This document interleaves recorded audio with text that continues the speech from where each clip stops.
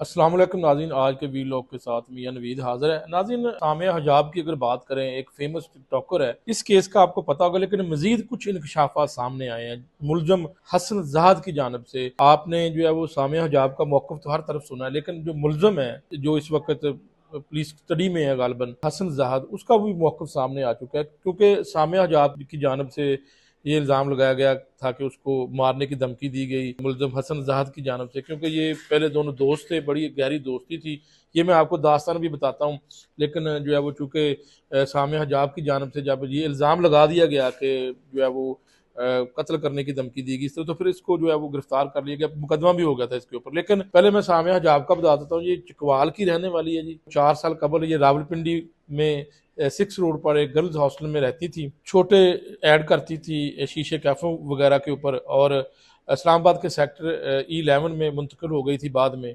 और अपनी वालदा और 14 साला भाई के साथ किराए के घर में ये जो है वो रहायश पजीर रही हैं। ताहम दोस्ती हुई हसन जहाज से, और अब इस पूरे मामले के ऊपर चूँकि इन्होंने एलिगेशन लगाया है हसन के ऊपर के जी उन्होंने जो है मारने की धमकी दी, अब वो मुकदमा हो गया, फिर जेल में है। तो इसके ऊपर जो हसन का मौक़िफ़ है वो हम आपको बताते हैं कि जी उसका ये कहना है कि इससे दोस्ती हुई, और जो है वो फिर देखते देखते रिलेशनशिप में चले गए, बहुत क्लोज तल्लुकात हो गए, और उसने सामिया हिजाब के लिए 1.5 लाख किराए का घर लेकर दिया, 1.25 लाख की एक काले रंग की जो है वो एक होंडा स्विफ्ट गाड़ी लेकर दी किराए के ऊपर।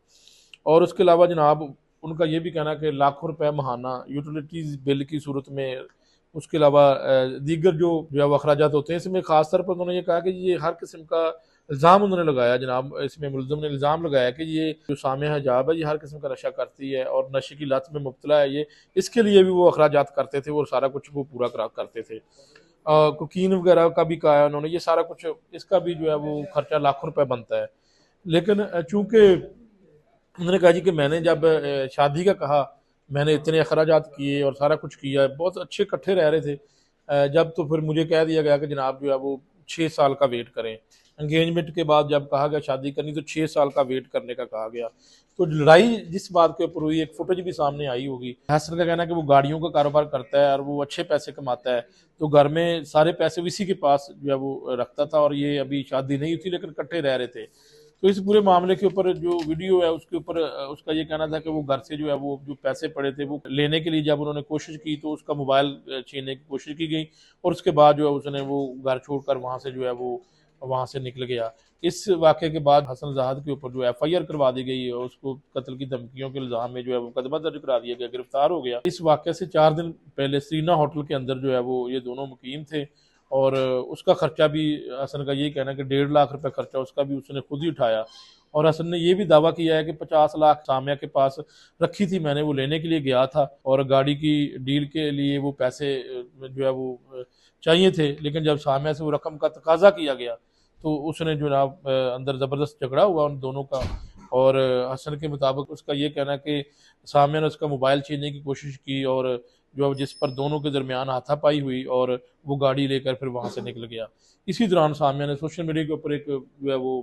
वीडियो अपलोड कर दी, और इल्ज़ाम लगाया कि हसन ने जो है वो धमकियाँ दी, और फिर उसके बाद जनाब फौरी कार्रवाई करते हुए मुकदमा भी दर्ज हो गया। तो इस वक्त जो है वो हसन पुलिस कस्टडी में है, और अब देखते हैं कि इस मामले की फौरी अगर इन्वेस्टिगेशन की जाए और इस मामले में कौन असल हकीकत क्या है। क्योंकि इसमें जो सामिया का मौक़िफ़ है वो यही है कि हसन गाड़ियों का जाली कारोबार करता है, उसकी जो है वो आमदनी जो है वो असल में वो कई माह से उसी की पैसों पर गुजारा कर रहा था। लेकिन अगर जाली कारोबार करता है, तो जब आप उसके साथ नहीं हैं, तो तब आपको नहीं पता था। जब आपकी जो है वो लड़ाई हुई है, जब उसके मुताबिक जब उसने शादी का कहा है, तो फिर आपने जो है वो इस पूरे मामले के ऊपर ये जो है वो मामला बना दिया। बहरहाल इस मामले की तहकीकात होनी चाहिए जी, क्योंकि इस वक्त जो है वो हसन की अगर बात करें तो ज़मानत तो उसे मिल चुकी है, लेकिन केस उसके ऊपर है, कौन सच्चा है कौन झूठा है, ये मामला अब जो है वो तफ्तीश के अंदर ही पता चलेगा। कसूरवार कौन है इसका फैसला भी अब तफ्तीश के बाद ही पता चलेगा। ताहम होता ये है कि जो सोसाइटी में पहले जो है वो दोस्ती होती है, जो है वो फिर उसके बाद जनाब जो है वो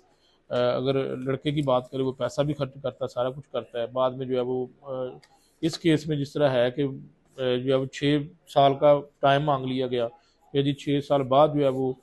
शादी करूँगी, तो उसके बाद फिर जो है वो इल्ज़ाम लगाया गया कि जनाब कत्ल करने की धमकियाँ, जान से मारने की धमकियाँ, और जो है वो घर के अंदर जो 50 लाख पड़ा था, वो जब वो वसूल करने के लिए गया तो उसका मोबाइल छीनने की कोशिश की सामिया हजाब ने, और फिर जो है वो मुकदमा दर्ज करा दिया, फिर गिरफ्तार किया, पुलिस स्टडी में रहा, फिर ज़ाहिर अब जमानत हो चुकी है लेकिन केस चल रहा है। अब देखते हैं कि इस मामले के ऊपर कौन जो है वो सच्चा कौन झूठा है। ताहम यहाँ पर लगता तो यही है कि जनाब सारे पैसे भी खा लिए, सारा कुछ कर लिया, और बाद में जो है वो वादा वफा भी नहीं किया। नाज़रीन इजाज़त चाहता हूँ, फिर एक और वीडियो के साथ हाजिर होगा, तब तक के लिए अल्लाह हाफ़िज़।